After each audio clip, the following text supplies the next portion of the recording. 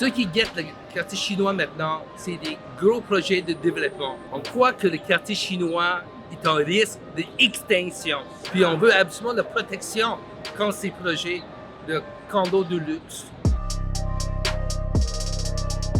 Le quartier chinois, depuis que ces dernières années, il y avait des constructions, des condos de luxe qui se construisent. On a déjà des bâtiments historiques qui ont besoin d'être préservés. Et malheureusement, ces bâtiments-là, il n'y a pas de protection pour eux.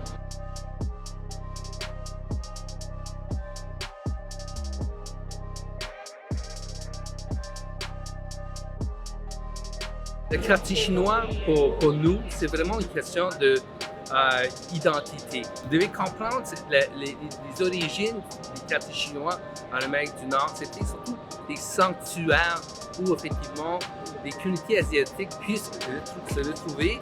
I'm afraid of losing Chinatown. It's a place for culture. It's a place for diversity. This is the only French Chinatown in the whole Canada. We used to have a Chinatown in Quebec City, but we lost it. The same thing, if we don't care enough, we can lose this one too. Pour nous, là, c'est vraiment notre histoire. Et c'est l'histoire du Québec. Parce que, tu sais, la communauté chinoise, au fur et à mesure des années, là, on est devenus les Sino-Québécois. Mon arrière-grand-père est venu ici en 1892. Puis on s'est installé ici en... Toi, tu restais là?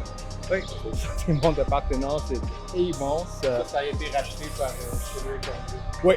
1, 2, 3, 4, 5, 6. Tout ça, c'est racheté. Yeah. Alors moi, j'imagine, toi, un édifice comme ça, bam, ici. Ah, ça m'a fait de la peine. Imagine si qui commence à bâtir d'autres choses ici. Là. Le quartier chinois, là, ça a besoin de changement, mais pas de changement comme ça. Il y a moins que de commerce chinois. Avant ça, il y en a beaucoup. Quand on parle du quartier chinois, juste le quartier chinois, ça fait plus que 100 ans. Mais par contre, même avant que les Chinois sont arrivés ici pour s'installer au quartier chinois, il y avait aussi des bâtiments très historiques qui ont été fondés par les Britanniques, qui étaient fondés par les premiers habitants français. Je pense que si les gens de Montréal ne trouvent pas ça important, moi, ça fait 10 ans que je fais des tours du quartier.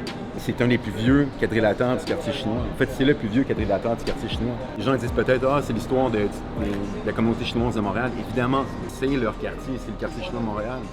Mais c'est pas seulement une histoire qui est uniquement chinoise. Même si c'était le cas, c'est notre histoire quand même, parce que c'est l'histoire des Chinois du Québec. On demande à tous les politiciens où est-ce que c'est situé. Parce que vous ne pouvez pas être silencieux si vous voulez être maire de Montréal sur une population aussi importante à Montréal.